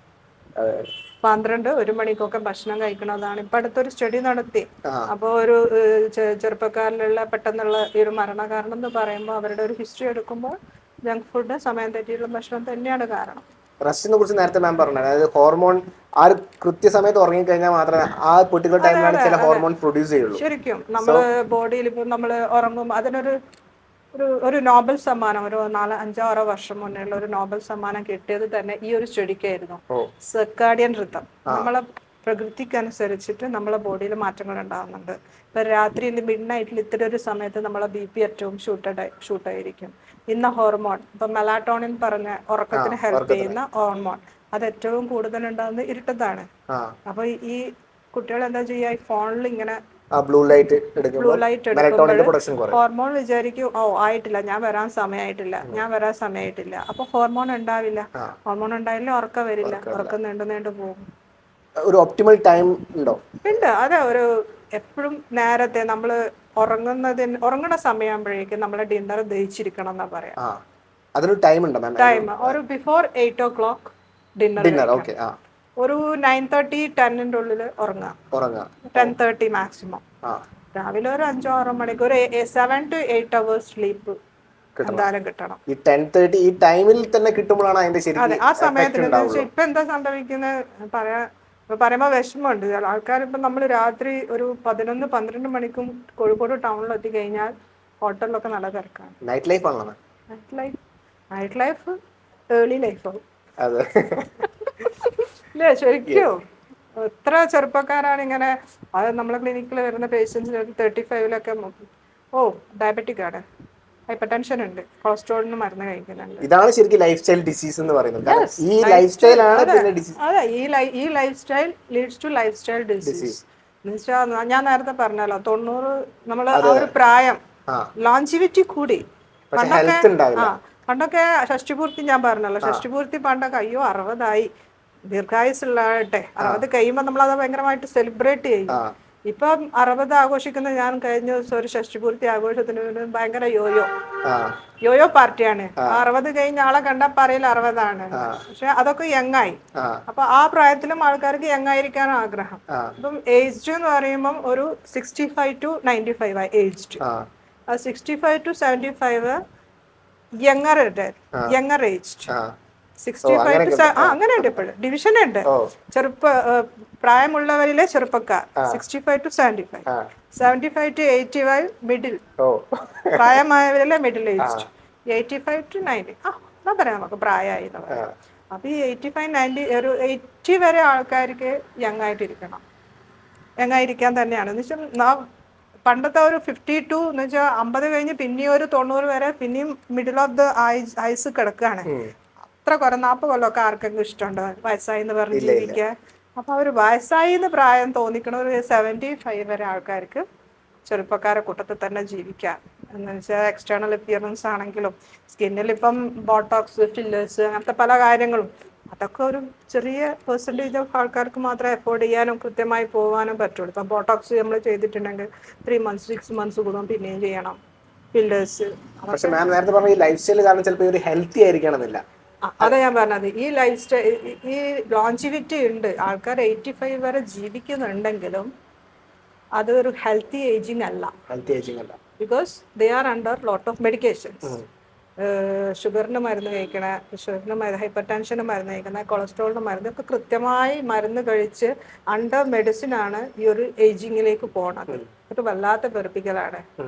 ഞാൻ എൻ്റെ അടുത്ത് വരുന്ന പേഷ്യൻസ് ഒരു 35 ആകുമ്പോഴേ പറയും ഒരു ഒബീസും ഒരു നമുക്ക് കാണുമ്പോൾ മനസ്സിലാവും ഒരു സെൻട്രൽ ഒബീസിറ്റി, വയറ് ചാടിയൊക്കെ വരുമ്പോൾ മക്കളെ ഇപ്പോഴേ ഷുഗറിനും പ്രഷറിനും മരുന്ന് കൊടുത്ത് ജീവിതകാലം മുഴുവൻ കഴിക്കണം. അതിന് വേണ്ട സമ്പാദ്യം എന്ന് വെച്ചാൽ ഒരു ദിവസം 3 നേരം ഇത്ര മരുന്ന് കഴിക്കണം എന്നുണ്ടെങ്കിൽ അതിന് കാശ് വേറെ മാറ്റി വെക്കണം. ഇതൊരു സമയം കണ്ടെത്തണം ഇതെടുത്ത് കഴിക്കാനുള്ളത്. അത് മാത്രമല്ല, ഈ മരുന്ന് കഴിക്കുന്നതുകൊണ്ടുള്ള സൈഡ് എഫക്ട്സ് വേറെ ഉണ്ട്. ഇപ്പോൾ കൊളസ്ട്രീമിയക്കൊക്കെ മരുന്ന് കഴിച്ചു കഴിഞ്ഞാൽ വേദനകൾ, വേറെ ബുദ്ധിമുട്ടുകൾ, നീര് വേറെ വരും. ഹൈപ്പർ ടെൻഷൻ ആണെങ്കിലും ഡയബറ്റീസിനൊക്കെ മരുന്ന് കഴിക്കുമ്പോൾ വേറെ അതിൻ്റെ സൈഡ് എഫക്ട്സ് വേറെ വരും. അത് സഹിക്കണം. സോ ഇങ്ങനെ മരുന്ന് വന്ന് ജീവിതകാലം മുഴുവൻ മരുന്ന് കഴിക്കണോ, അല്ലെങ്കിൽ ഇപ്പം തന്നെ ഒന്ന് നിങ്ങൾ ലൈഫ് സ്റ്റൈൽ കറക്റ്റ് ചെയ്യണം. പേടിപ്പിക്കും, നല്ലോണം പേടിപ്പിക്കും. എന്നാലെങ്കിലും വരട്ടെ എന്ന് വെച്ചാൽ കാണാം. അല്ലാതെ അവയർനെസ് കൊണ്ട് മാത്രം പേടിപ്പിക്കുക വേണ്ടത്. നമ്മൾ മാക്സിമം ഞാൻ പേടിപ്പിച്ചു. ഞാൻ ഇന്നലെ ഒരാൾ അങ്ങനെയായി ഇങ്ങനെയായി എന്നൊക്കെ പറഞ്ഞ് പേടിപ്പിച്ചു. ഇപ്പൊ ഈ സൗന്ദര്യത്തിന്റെ മെയിൻ ഘടകമാണല്ലോ ഹെയർ എന്ന് പറയുന്നത്. ഇപ്പൊ എനിക്കാണല്ലോ ഈ ഹെയർ ഫാൾ കൂടുന്നത് ശരിക്കും ബോഡിയിൽ എന്തെങ്കിലും സംതിങ് മിസ്സിംഗ് ആണെന്നുള്ളൊരു സിഗ്നൽ ആണോ ബോഡി തരുന്നത്? അതെ അതെ. നമ്മുടെ ഒരു സ്കിൻ ആൻഡ് ഹെയർ കെയർ ക്ലിനിക്കിൽ ഏറ്റവും കൂടുതൽ വരുന്നത് ഹെയർ ഫോൾ ആയിരിക്കാം. എന്ന് വെച്ചാൽ ഭയങ്കര ടെൻഷൻ ഉണ്ടാക്കുന്ന ഒരു കാര്യമാണ്. നമ്മളെ മുടി ഇങ്ങനെ റൂം മുഴുവൻ എങ്ങനെയാ പറയാ, ടബ് മേലേക്ക് ഇങ്ങനെ എടുത്ത് കാണുന്നുണ്ട്, ഇത് ഇടിക്കുകയാണ്. പിന്നെ ആ കുട്ടിയൊക്കെ ആണെങ്കിൽ അച്ഛന് കഷണ്ടി ഉണ്ടായിരുന്നു. അച്ഛൻ എത്ര പ്രായത്തിലെ കഷണ്ടി വന്നു? അച്ഛൻ 60 വയസ്സ്. പക്ഷെ 20-22 വയസ്സുള്ള മക്കൾ പറയും എനിക്കിതാ കയറാൻ തുടങ്ങിയിട്ടുണ്ട് ഡോക്ടറെ, ആകെ ടെൻഷനാകും, ഞാൻ അങ്ങനെ ആയി പോകുന്നുള്ളത്. അപ്പോൾ ആ ഒരു സ്ട്രെസ് അതൊന്നുകൂടി ബൂസ്റ്റ് ചെയ്യും. പിന്നെ ഒരു ആൻഡ്രോജന് 2-3 വിധത്തിലുള്ള മുടി കൊഴിച്ചിലുണ്ട്. ഒന്ന് ജനറൽ ആയിട്ട് പെട്ടെന്ന് എന്തെങ്കിലും ഒരു കാരണത്തിന്റെ ഭാഗമായിട്ട് ടീലോജൻ എഫ്ലൂവിയ എന്ന് പറയും, ജനറൽ ആയിട്ടുള്ള മുടി കൊഴിച്ചിൽ. അതിനെന്തെങ്കിലും സ്ട്രെസ്, അങ്ങനത്തെ എന്തെങ്കിലും അസുഖങ്ങൾ ബാധിച്ചിട്ട് തൈറോയ്ഡ് ഡിസ്ഫങ്ഷൻ, PCOD, ഇതൊക്കെ റിലേറ്റഡ് ആയിട്ടും വരാം. പിന്നെ ആൻഡ്രോജനിക് അലോപേസിയ, പുരുഷന്മാരിൽ ഈ ഭാഗം ഇങ്ങനെ കയറി ഒരു കഷണ്ടിയിലേക്ക് പോകണം. വേറൊരു മുടി കൊഴിച്ചിൽ ചില ഭാഗത്ത് ഇങ്ങനെ വട്ടത്തിൽ മുടി കൊഴിയും.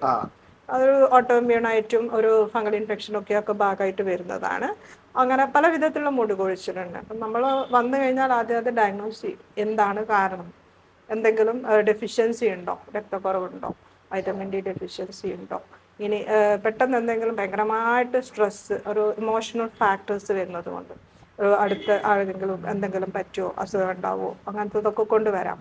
ചില കുട്ടികൾക്ക് എക്സാം അടുപ്പിച്ചിട്ട് ഹെയർ ഫോൾ ഉണ്ടാവും. അപ്പം അതൊക്കെ ചിലപ്പോൾ ഒരു കൗൺസിലിംഗ്, ഒരു തെറാപ്പി അത് വേണ്ടി വരും. നമ്മുടെ ഹെയറിന് സഹായിക്കുന്ന ഹോർമോൺസ്, താരൻ ഉണ്ടാക്കുന്ന ഹോർമോൺസ് ഒക്കെ വളരെ അല്ല ഭയങ്കരമായിട്ട് എന്ന് വെച്ചാൽ മുഖം മനസ്സിന്റെ കണ്ണാടി എന്നൊക്കെ പറയില്ലേ, അതേപോലെ ഈ സ്ട്രെസ് നമ്മുടെ ശരീരത്തിന്റെ മൊത്തം കണ്ണാടി തന്നെ പറയാം. എല്ലാം സ്ട്രെസ് കൊണ്ടെല്ലാം തകരാറാണ്.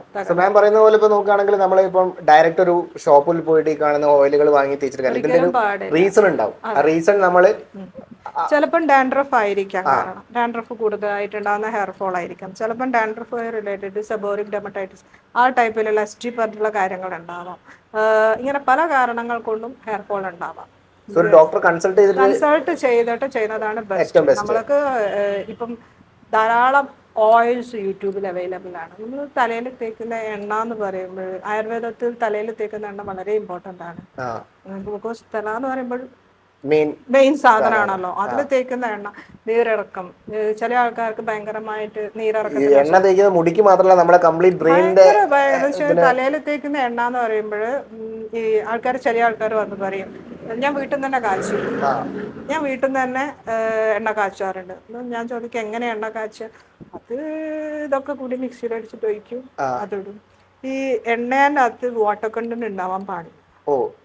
നമ്മളൊരു എണ്ണ കാച്ച്, ഞങ്ങൾക്ക് മാനുഫാക്ചറിങ് ആണ്. I was there in our unit. ഒരു 10-16 കൊല്ലം ഞാൻ മാനുഫാക്ചറിങ് തന്നെയായിരുന്നു, ഫാക്ടറി മാനേജറായിരുന്നു. അപ്പം മരുന്നിൻ്റെ കാര്യങ്ങളൊക്കെ അത്യാവശ്യം അറിയാം. അപ്പം എണ്ണ കാച്ചണം എന്നുണ്ടെങ്കിൽ ആ ഒരു പാകം വളരെ കൃത്യമായിരിക്കണം. നമ്മൾ എണ്ണ കാച്ചുക എന്ന് പറയുമ്പോൾ എണ്ണ കാച്ചുക എന്ന് പറയുമ്പോൾ അതിനാദ്യം കഷായം വെക്കണം. പല എണ്ണകൾക്കും കഷായം ഉണ്ടാവും. കഷായം വെച്ച് ഈ കഷായത്തിനകത്ത് എണ്ണ ഒഴിച്ച്, കൽക്കെന്ന് പറയുമ്പോൾ lot of powders, medicated powders, അത് അരച്ചിട്ട് അതിലേക്ക് ഇടും. പിന്നെ അതിൽ പാലൊഴിക്കാനുണ്ടാവും, ചിലയിൽ തൈര് ഒഴിക്കാനുണ്ടാവും, ചിലയിൽ വേറെ ഇങ്ങനെ ഓരോരോ മരുന്നുകൾ ഒഴിക്കാനുണ്ടാവും. ഇതൊക്കെ കാച്ചി അതിനകത്തുള്ള ആ എണ്ണയിലുള്ള വാട്ടർ കണ്ടന്റ് കംപ്ലീറ്റ് കളഞ്ഞ്, എന്ന് വെച്ചാൽ ആ ഒരു കൽക്കെന്ന് പറഞ്ഞ സാധനം ഉണ്ടല്ലോ, ആ സെഡിമെന്റ് ആയിട്ടുള്ള സാധനം, അതിലുള്ള കംപ്ലീറ്റ്ലി വാട്ടർ കണ്ടന്റ് പോണ ഒരു പാകമുണ്ട്. എന്നാലാണ് അതായത് നമ്മൾ ആയിരിക്കാൻ പറ്റുള്ളൂ. വീട്ടിൽ നിന്ന് ഉണ്ടാക്കുക എന്ന് പറഞ്ഞിട്ട് കാലം അതിന്റെ ക്വാളിറ്റി അല്ലെങ്കിൽ നമ്മൾ അത് അറിഞ്ഞിരിക്കണം. പാകം അറിഞ്ഞിട്ടില്ലെങ്കിൽ ആ എണ്ണയിൽ വാട്ടർ കണ്ടന്റ് ഉണ്ടെങ്കിൽ ആ അത് തലയിൽ തേച്ചാൽ നിശ്ചയമായും നീരിറക്കം എന്ന് വെച്ചാൽ നമ്മുടെ സൈനസൈറ്റിസ് ഇൻഫ്ലമേഷൻ വരാം, കഴുത്ത് വേദന വരാം, ചെവി വേദന വരാം ചാൻസ് ഉണ്ട്. മുടി കൊഴിച്ചിൽ മാത്രമല്ല നമ്മളെ ബാക്കിയുള്ള ബോഡി പെയിനിലെ ബാക്കിയുള്ള ബോണസായിട്ട് വേറെ വേറെ കിട്ടും. നമ്മൾ എന്ത് എണ്ണ യൂസ് ചെയ്യുമ്പോഴും തലക്ക് പ്രത്യേകിച്ച് യൂസ് ചെയ്യുമ്പോൾ വളരെ ശ്രദ്ധിക്കണം. വീട്ടിൽ നിന്ന് കാച്ചി പിന്നെ യൂട്യൂബിൽ കാണുന്ന ആൾക്കാരൊക്കെ ഇപ്പം എണ്ണ കാച്ചിയാണ്. അതിന് ഭയങ്കര മാർക്കറ്റ് ഉണ്ട്, എനിക്ക് മനസ്സിലാവുന്നില്ല. ബട്ട് ഈ എണ്ണ തേച്ച് പിന്നെ ആൾക്കാർ നമ്മളെ അടുത്തേക്ക് വരും. സൈനസ് ഒരു മാർക്കറ്റ് യൂട്യൂബിൽ നിന്ന് എണ്ണ വാങ്ങിയിട്ടുണ്ടായിരുന്നു എന്ന് പറഞ്ഞിട്ട് ആൾക്കാർ വരാറുണ്ട്. മാം ഈ കൺവെൻഷണൽ കോസ്മെറ്റിക്സ് ഉണ്ട്, അതേപോലെ ആയുർവേദിക് പ്രൊഡക്ട്സും ഒരുപാട് വരുന്നുണ്ട്. അപ്പം അത് ഈ ബ്യൂട്ടി കോൺഷ്യസ് ആയിട്ട് ആൾക്കാർ മാറുന്നതുകൊണ്ടാണ് ആയുർവേദത്തിൽ കൂടുതൽ ഡിമാൻഡ് വന്നു തുടങ്ങിയിട്ടുണ്ട്, അല്ലെങ്കിൽ ഈ കെമിക്കൽസിന്റെ സൈഡ് എഫക്ട്സ് ആൾക്കാർ മനസ്സിലാക്കുന്നുണ്ടാണ്. ഈ കൺവെൻഷണൽ ആയിട്ടുള്ള കോസ്മെറ്റിക്സ് എന്ന് പറയുന്നത് കോസ്മോസ്യൂട്ടിക്കൽസ് ആണ്. കോസ്മെറ്റിക്കൽസ് പ്ലസ് ഫാർമസ്യൂട്ടിക്കൽസ് എന്ന് വെച്ചാൽ നമ്മളൊരു പ്രത്യേക ബോഡി ഫങ്ഷനെ കറക്റ്റ് ചെയ്യാൻ യൂസ് ചെയ്യുന്ന പ്രൊഡക്ട്സ്, ഫോർമുലേഷൻസ്. അപ്പോൾ കൺവെൻഷണൽ ആയിട്ടുള്ള ഷാമ്പൂ, മോയ്സ്ചറൈസർ, ഫേസ് വാഷിലൊക്കെ ഇപ്പം നമ്മൾ അധികവും യൂസ് ചെയ്യുന്നത് സിന്തറ്റിക് ആയിട്ടുള്ള കെമിക്കൽ ആയിട്ടുള്ള ആക്റ്റീവ്സ് ആണ്. ഒരു ആയുർവേദ കോസ്മെസ്യൂട്ടിക്കൽസിൽ നമ്മൾ യൂസ് ചെയ്യുന്നത് ഞാൻ പറഞ്ഞല്ലോ, ധാരാളം മെഡിസിൻസ് ഉണ്ട് ആയുർവേദത്തിൽ. അതിൻ്റെ extracts, essential oil, fruit extracts, ഇതൊക്കെ യൂസ് ചെയ്യുമ്പോൾ എന്താണെന്ന് വെച്ചാൽ അത് നമ്മുടെ ശരീരത്തിനെ ടോക്സിക് ആക്കില്ല. ഏത് ടൈപ്പ് ഓഫ് സ്കിന്നിലും നമുക്കത് യൂസ് ചെയ്യാം. എത്ര കാലം സൈഡ് എഫക്ട്സ് തീരെ ഉണ്ടാവില്ല, കുറവാണെന്ന് തന്നെ പറയാം. എത്ര കാലം വേണമെങ്കിലും നമുക്കത് യൂസ് ചെയ്യാം. പിന്നെ ഏത് ടൈപ്പ് ഓഫ് സ്കിൻ, ഇപ്പം dry skin, normal skin, sensitive skin, അത് സെൻസിറ്റീവ് സ്കിന്നിനൊക്കെ അത്രയധികം അങ്ങോട്ടേക്ക് കൂടുതൽ സെൻസിറ്റിവിറ്റി അതുകൊണ്ട് പ്രശ്നം ഉണ്ടാക്കുന്നില്ല. പിന്നെ അത് എന്താ പറയുക, നാച്ചുറൽ ആയതുകൊണ്ട് തന്നെ അത് നല്ല നല്ല സസ്റ്റൈനബിൾ ആയിട്ടുള്ള റിസൾട്ട് ഉണ്ടാക്കി തരും. ഇതാണ് ആയുർവേദ കോസ്മെറ്റിക്സ് കൊണ്ടുള്ള ഒരു ഇത്. മാം അതുപോലെ ഈ പിമ്പിൾസ് ആണെങ്കിൽ ഇപ്പം ടീനേജ് പ്രായത്തിലാണല്ലോ കൂടുതലുണ്ട്, അത് ഹോർമോണൽ ചേഞ്ചസും കൊണ്ടായിരിക്കുമല്ലോ. പക്ഷേ പിന്നെയും അതായത് ഏജ് ചെയ്യുന്ന സമയത്തും കാണാറുണ്ട്. അപ്പം ഇത് ഹോർമോണൽ ചേഞ്ചസ് മാത്രമാണോ, ഹൈജീൻ ഇതിൽ റോൾ ഉണ്ടോ, അല്ലെങ്കിൽ നമ്മൾ കഴിക്കുന്ന ഫുഡിൽ റോൾ ഉണ്ടോ? എന്തൊക്കെയായിരിക്കും പിമ്പിൾസ് പ്രിവെന്റ് ചെയ്യാനുള്ള ഒരു മെഷേഴ്സ്? പിമ്പിൾസ് എന്ന് പറയുമ്പോൾ ഏതെങ്കിലും ഒരു പ്രായത്തിൽ ഒരു പിമ്പിൾ പോലും ഇല്ലാത്ത ആൾക്കാർ കുറവാണല്ലേ. അതെ. അത് ഈ പിമ്പിൾസ് മുഖത്തും മാത്രമല്ല നമ്മുടെ കഴുത്തിന്റെ ഭാഗത്തും പുറത്തും കയ്യിലൊക്കെ ഉണ്ടാകുന്നുണ്ട്. പക്ഷെ അത് മുഖത്തുണ്ടാവുമ്പോൾ അത് മുഖത്തുണ്ടാവുന്നത് കൊണ്ട് തന്നെ ഭയങ്കര പ്രശ്നമാണ്. മുഖത്തൊരു കുരു വരുമ്പോൾ നമ്മുടെ ഫുൾ ശ്രദ്ധയും കൈയും അവിടെ തന്നെ ആയിരിക്കും. അത് ഉണ്ടാവാനുള്ള ഒരു കാരണം എന്ന് പറയുമ്പോൾ നമ്മുടെ രോമകൂപങ്ങളുണ്ടല്ലോ, രോമകൂപങ്ങളുടെ വേര് ഭാഗം നമ്മുടെ സ്കിന്നിന്റെ അടിയിലാണ് രോമകൂപങ്ങൾ ഉണ്ടാവണ. ആ ഭാഗത്ത് റിലേറ്റഡ് ആയിട്ട് സെബേഷ്യസ് ഗ്രന്ഥികളുണ്ട്. അത് സെബം എന്ന് പറഞ്ഞ ഒരു ഓയിൽ ലൈക്ക് സെക്രീഷൻസ് ഉണ്ടായിക്കൊണ്ടേയിരിക്കും. ദാറ്റ്സ് ടു നമ്മുടെ സ്കിന്നിനെ എപ്പോഴും മോയ്സ്ചറൈസും ആർദ്രവത്തോടു കൂടി തിളക്കാൻ വേണ്ടിയിട്ടുള്ള സമയമാണ്.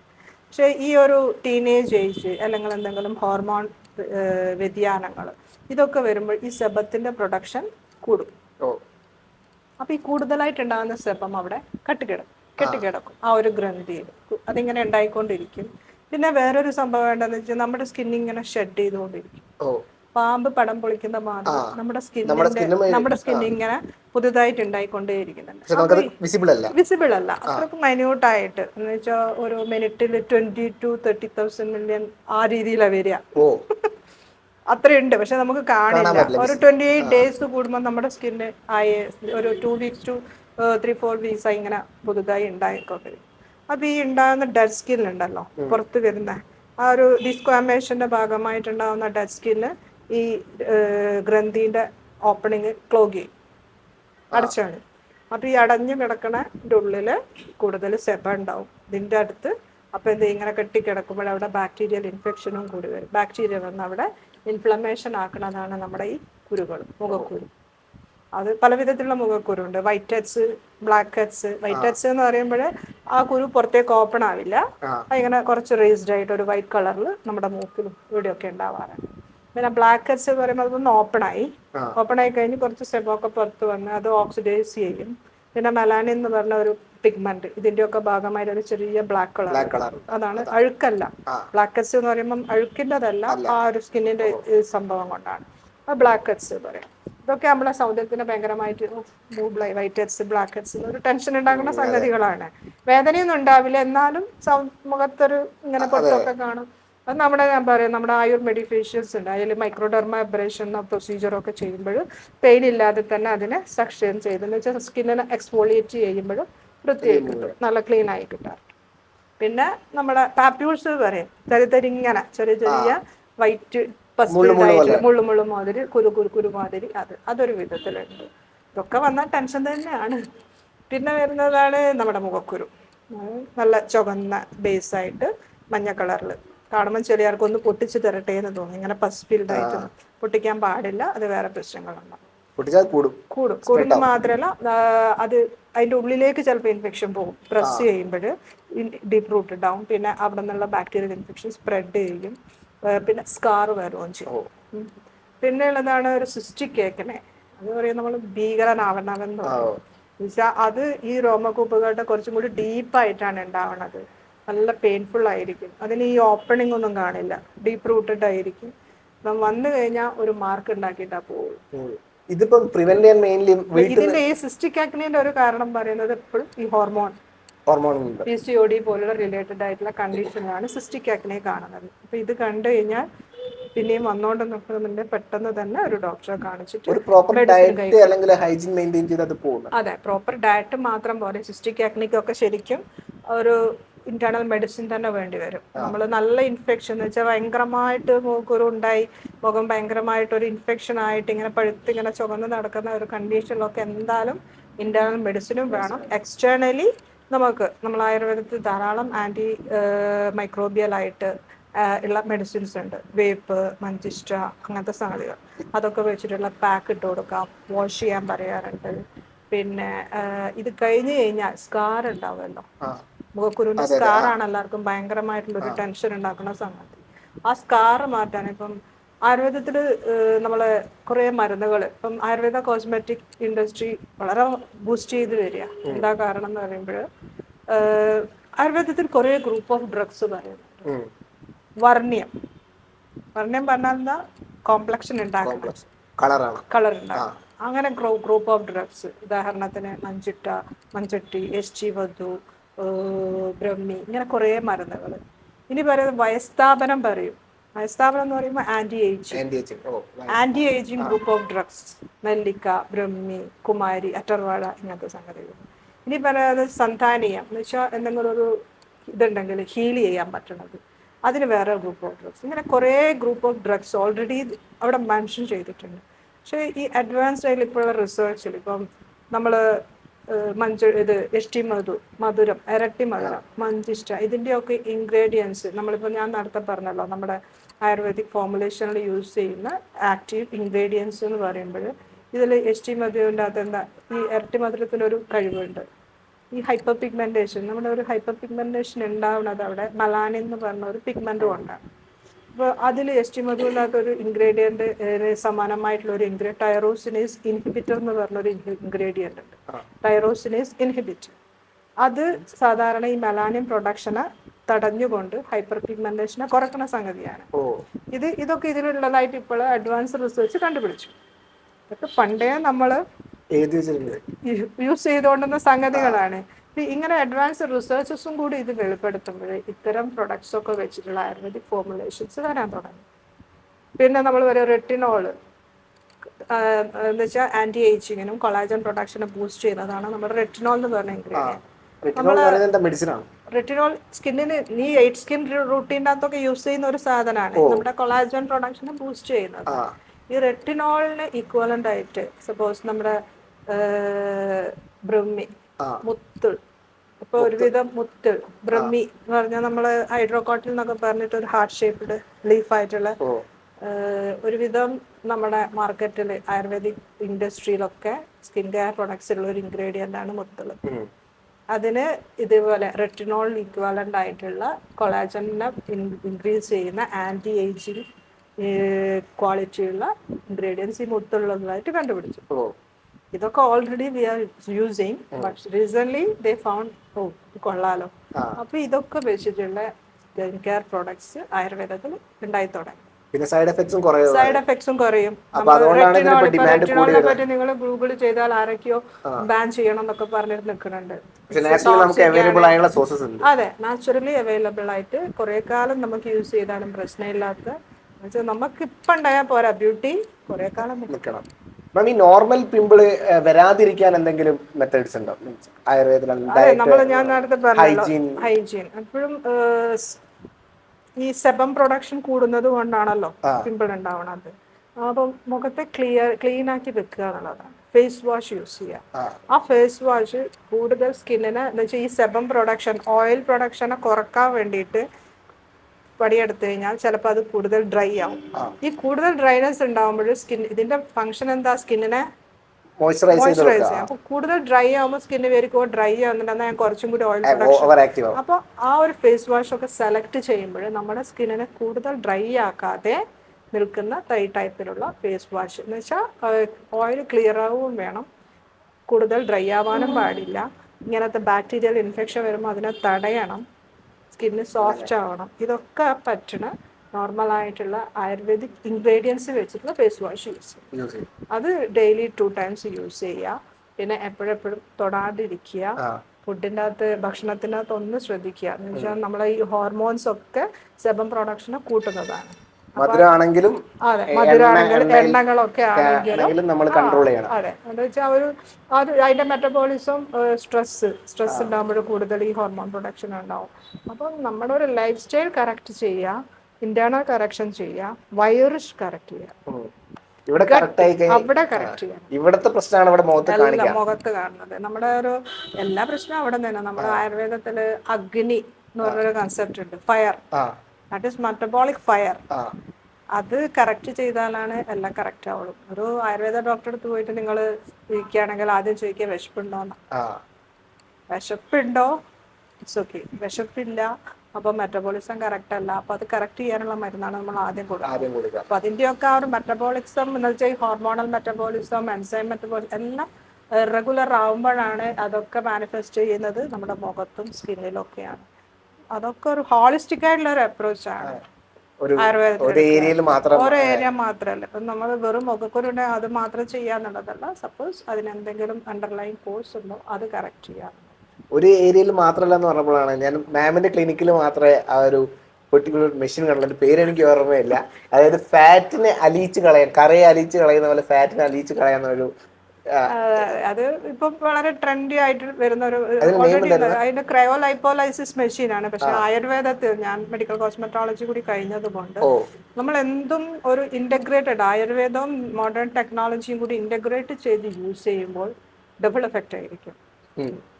നമ്മൾ ഇത് പറയുമ്പോൾ സ്റ്റബേൺ ആയിട്ടുള്ള ഫാറ്റ്, നമ്മൾ ചില ആൾക്കാർക്ക് ഒബിസിറ്റി ഉണ്ടാവും, എന്നാലും എക്സസൈസ് ഒക്കെ ചെയ്യുന്നുണ്ട്, പക്ഷെ ചില ഭാഗത്ത് സ്റ്റബേൺ ഫാറ്റ് ഉണ്ടാവും. എന്ന് വെച്ചാൽ അഴിഞ്ഞു പോവില്ല, അതിങ്ങനെ അവിടെ കിടക്കും ടെൻഷൻ തരാനായിട്ട്. ഞാൻ മെലിഞ്ഞു, വെയിറ്റ് കുറഞ്ഞു എന്നൊക്കെ പറയും ഞാൻ, ബട്ട് ചിലപ്പോൾ വയറായിരിക്കാം, ചിലപ്പോൾ അപ്പർ ആം ആയിരിക്കാം, ചിലപ്പോൾ ലവ് ഹാൻഡിൽസ് ആയിരിക്കാം, ചിലപ്പോൾ ഡബിൾ ചിൻ ആയിരിക്കാം. ഇതൊക്കെ കുറയ്ക്കാന്ന് വെച്ചാൽ ഒരു ടെക്നിക്ക്. ഇതിൽ ആയുർവേദം കൂടി ചെയ്ത് സൈഡ് എഫക്ട്സ് ഇതുവരെ കണ്ടുപിടിച്ചില്ല. ക്രയോ ലൈപ്പോലൈസിസ്, ക്രയോ എന്ന് പറയുമ്പോൾ തണുപ്പിച്ചുകൊണ്ട് ലിപ്പോ ഫാറ്റിനെ പൊളിച്ചു കളയും. എന്ന് വെച്ചാൽ നമ്മളത് പ്രോബ്സ് ഉണ്ടാകും. ആ പ്രോബ്സ് നമ്മളിവിടെ ഇങ്ങനെ പിടിപ്പിക്കും. അപ്പോൾ ഒരു വാക്വം ഉണ്ടാകും, അലോങ് വിത്ത് ഒരു -5 to -10 ഡിഗ്രി ഫ്രീസ് ചെയ്യും. അപ്പം നമ്മുടെ സ്കിന്നിന്റെ സൂപ്പർഫിഷ്യൽ ആയിട്ട് എപ്പോഴും ഫാറ്റ് പാഡ് ഉണ്ട്. അപ്പം അധികം ഡെപ്പോസിറ്റ് ചെയ്യുന്നത് ആ ഭാഗത്താണ്, സൂപ്പർഫിഷ്യൽ ആയിട്ടുള്ള ഭാഗത്ത്. അതിനെ അത് തണുപ്പിച്ച്, എന്ന് വെച്ചാൽ അത് ഫ്രീസ് ചെയ്ത് കഴിഞ്ഞാൽ അത് പിന്നെ ഫോറിൻ പാർട്ടിക്കിൾ പോലെയാവും ബോഡി. അത് പിന്നെ സാധാ മാക്രോഫേജസ് നമ്മുടെ ഒരു എക്സ്ക്രീഷൻ കൂടെ പുറത്തേക്ക് റിമൂവ് ചെയ്യും. അതെ, അത് സ്പോട്ട് എന്ന് പറയുമ്പോൾ എന്തായാലും ഒരു 3 അതാണ്. ഇത് കഴിഞ്ഞതിന് ശേഷം അവർ മസാജാ പറയണത്. നല്ലോണം മസാജ് ചെയ്ത് ആ ഫാറ്റിനെ, ഞാൻ പറഞ്ഞത് ആ ഫാറ്റിനെ ഒന്ന് അവിടെ നിന്ന് അങ്ങനെ മാറ്റി കൊടുക്കാനാണ് പറയുന്നത്. അപ്പോൾ അതിന് നമ്മൾ ഇന്റഗ്രേറ്റ് നമ്മുടെ ആയുർവേദ മെത്തേഡ്. ആയുർവേദത്തിൽ ബോഡി കൊണ്ടുപോയി മെത്തേഡ് ഉണ്ട്, ഉദ്വർത്തനം, ഉത്സാദനം, പിന്നെ ധാന്യാമ്ലധാര. അവിടെ ഈ മത് വെച്ചിട്ട് ഞങ്ങൾ നെക്സ്റ്റ് ഡേ അത് ഇന്റഗ്രേറ്റ് ചെയ്യുന്നത് ചിലപ്പം ആദ്യമായിട്ടായിരിക്കാം. അത് പിറ്റേന്ന് ഇതിങ്ങനെ നല്ലോണം അതെ, രണ്ടും ആയുർവേദവും മോഡേൺ ആയിട്ടുള്ളതും. അപ്പോൾ അത് ചെയ്ത് നെക്സ്റ്റ് ഒരു 1 week അത് ചെയ്യാം. പിന്നെ അത് കഴിഞ്ഞിട്ട് ഇതുണ്ട് കേവിറ്റേഷൻ പറഞ്ഞത് ഒരു പ്രൊസീജിയർ ഉണ്ട്, അതും അൾട്രാസൗണ്ട്, അതേപോലെ റേഡിയോ ഫ്രീക്വൻസി. ഇതൊക്കെ വെച്ചിട്ട് ഇതൊക്കെ ഈ ഫാറ്റിനെ പൊടിച്ച് കളയുന്ന സംഭവങ്ങളാണ്. ലിപ്പോലൈസ് അതൊരു ഒരു ഡ്യൂറേഷൻ, ഒരു 3 months ഡ്യൂറേഷനാണ്. ബട്ട് ഡെഫിനറ്റ്ലി ഒരു 3 വീക്സ് ആകുമ്പോൾ തന്നെ നിങ്ങൾക്ക് നല്ല വ്യത്യാസം മനസ്സിലാവാൻ പറ്റും. പക്ഷെ എനിക്ക് പറയാനുള്ളത് ഇതൊരിക്കലും എക്സസൈസിന് എതിരല്ല, ഇത് പൊണ്ണത്തടി കുറക്കാനുള്ളതല്ല. നിങ്ങൾ ജനറൽ ആയിട്ടുള്ള എക്സസൈസ് ചെയ്യുക, ഭക്ഷണ നിയന്ത്രണം ചെയ്യുക, അതിൻ്റെ കൂടെ ഏതെങ്കിലും ഒരു ഭാഗത്ത് ഇങ്ങനെ നിൽക്കുന്നുണ്ടെങ്കിൽ ഒന്നൊന്ന് ഇപ്പോൾ സാരിയൊക്കെ എടുത്ത് വയറ് ചാടി കാണുക, അല്ലെങ്കിൽ ഷർട്ട് ഇടുമ്പോൾ വയറ് കാണുക. പിന്നെ ആണുങ്ങൾക്ക് ഗൈനക്കോമാസ്റ്റിയ, ചില ആണുങ്ങൾക്ക് ബ്രസ്റ്റ് വലുതായിട്ട് കാണാം. അങ്ങനത്തെ അതൊക്കെ ഭയങ്കരമായിട്ട് കോൺഫിഡൻസ് കുറക്കും. അങ്ങനത്തെ കണ്ടീഷനിലൊക്കെ ഇത് യൂസ് ചെയ്യാം. ഒരിക്കലും വെയിറ്റ് കുറക്കാനോ ഒരു അമിതവണ്ണം കുറക്കാനോ ഉള്ള ഒരു സംഗതിയല്ല. അതേപോലെ ഞാൻ ഇൻ്റഗ്രേറ്റ് ചെയ്യുന്നതാണ് ഇപ്പം സ്കിൻ റൂട്ടീൻസ്. നമ്മൾ ആൻറ്റി ഏജിങ്ങിന് വെറും ഫുഡും ഇതും മാത്രമല്ലാതെ ചുളിവുകൾ കുറക്കാനും കൂടുതൽ കൊളാജൻ പ്രൊഡക്ഷൻ ഇൻഡാക്ട് ചെയ്യാനും മെഡിഫേഷ്യൽസ്, നമ്മൾ ഫേഷ്യൽസ് ചെയ്യാറുണ്ട് ആൾക്കാർ. പക്ഷെ അത് മെഡിഫേഷ്യൽസ് എന്ന് പറയുമ്പോൾ ആയുർവേദിക് മെഡിസിൻ ഫോർമുലേഷൻസ് വെച്ചിട്ട് ഇതേപോലെ മോഡേൺ ടെക്നോളജി രണ്ടും കൂടി ബ്ലെൻഡ് ചെയ്തുകൊണ്ടുള്ള ഇപ്പം മൈക്രോഡർമാബ്രേഷൻ, അതുപോലെ മിസോ ഇലക്ട്രോപൊറേഷൻ, അതുപോലെ മൈക്രോ നീഡ്ലിംഗ്, സ്കാറൊക്കെ കുറക്കാൻ അത് യൂസ് ചെയ്യുന്നത് അധികവും നമ്മുടെ മെഡിസിൻസ് മാത്രം. അത് നല്ല എഫക്റ്റീവാണ്. അത് സ്കിന്നിന് സെൻസിറ്റീവ് ആക്കില്ല, കുറേ കാലം ആ ഒരു എഫക്റ്റും നിൽക്കുകയും ചെയ്യും. പ്രത്യേകിച്ച് ലോങ് ലാസ്റ്റിംഗ് ആയിരിക്കും. പിന്നെ ആൻറ്റി ഏജിങ് ആണ് വളരെ ഇമ്പോർട്ടൻറ്റ്. RF സ്കിൻ ടൈറ്റനിങ് എന്ന് പറയും.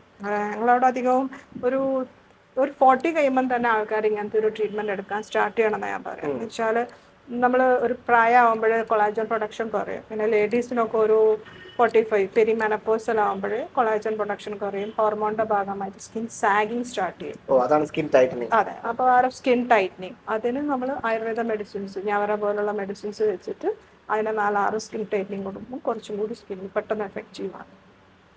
സാഫ്രൻ, ഞവര, അങ്ങനത്തെ ഫേഷ്യൽസ് യൂസ് ചെയ്യുന്നതൊക്കെ ആയുർവേദിക് ഇൻഗ്രീഡിയൻസ് മെഡിസിൻസ്.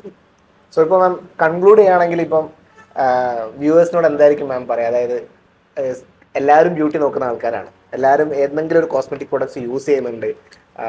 ഇൻസ്റ്റഗ്രാമിൽ ഒരുപാട് ഗുരുക്കന്മാരുണ്ട്, അല്ലെങ്കിൽ നമുക്ക് ഒരുപാട് ചോയ്സസ് അവൈലബിൾ ആണ്. സോ ഒരു ഗിവ് അവേ ആയിട്ട് അല്ലെങ്കിൽ ഒരു ടേക്ക് അവേ ആയിട്ട് മാം എന്തായിരിക്കും പറയാൻ ഉദ്ദേശിക്കുന്നത്? എപ്പോഴും നല്ല ഒരു ലൈഫ് സ്റ്റൈൽ സ്വീകരിക്കുക. ഹെൽത്തി ആയിട്ടുള്ള life style, healthy food, healthy sleep. ഇത് ചെയ്യുകയാണെങ്കിൽ നിങ്ങൾക്ക് നല്ല ഒരു long life with beautiful youthful long life കിട്ടും. അതിന് യൂസ് ചെയ്യുന്ന മെറ്റീരിയൽസ് കഴിയുന്നതും ആയുർവേദിക് ആയിട്ടുള്ള നാച്ചുറൽ ആയിട്ടുള്ള ഇൻഗ്രീഡിയൻസ് യൂസ് ചെയ്യാൻ നോക്കുക. അതർവൈസ് മറ്റുള്ളത് യൂസ് ചെയ്യുമ്പോൾ സ്കിന്നിന് ചിലപ്പോൾ ഇറിറ്റഡ് ആവും, ടോക്സിക് ആവും, മറ്റുള്ള സൈഡ് എഫക്ട്സ് ഉണ്ടാകും. അപ്പോൾ കഴിയുന്നതും നാച്ചുറലായിട്ടുള്ള ഇൻഗ്രീഡിയൻസ് വെച്ചിട്ട് മുഖമാണ്, നമ്മുടെ മുഖമാണ്. എന്തും യൂട്യൂബിലെ ആൾക്കാർക്ക് യൂട്യൂബിൽ നിന്ന് വരുമാനം ഉണ്ടായിരിക്കാം, പക്ഷേ നമ്മുടെ സ്കിന്ന് നമ്മൾ പ്രൊട്ടക്റ്റ് ചെയ്യുകയാണെങ്കിൽ ഒരു ക്വാളിഫൈഡ് പ്രാക്ടീഷണർ എടുക്കുന്ന പ്രിസ്ക്രിപ്ഷനോടനുസരിച്ചിട്ട് മാത്രം ചെയ്യുക. എല്ലാം കണ്ട് വാരിത്തേക്കുന്നതിനേക്കാൾ നല്ലത് ഒരു ഡോക്ടറുടെ അഭിപ്രായം ചോദിച്ചിട്ട് അതിനനുസരിച്ചിട്ട് ബെറ്റർ.